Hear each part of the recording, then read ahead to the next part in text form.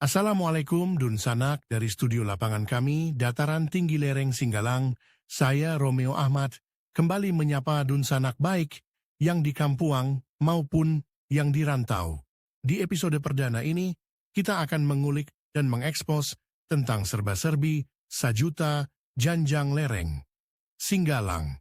Sajuta Janjang Lereng Singgalang terletak di Kenagarian Pakan Sinayan, Kecamatan Banu Hampu, Kabupaten Agam.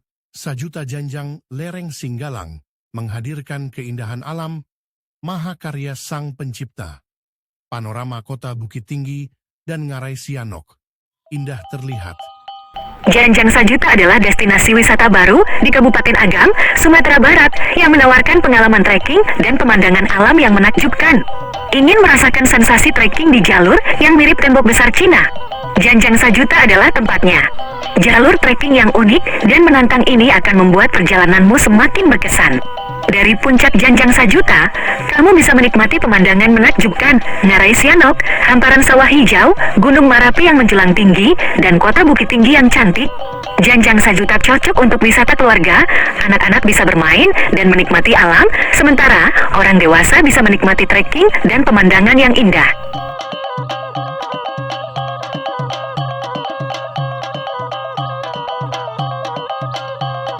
Ikolah akhir dari episode kita kali Dun Sanak. Kok memancing pakai pala puang? Dapat ikan si ikan kalang. Kok Dun Sanak pulang ke kampuang? Jangan lupa singgah di Janjang Sajuta Lereng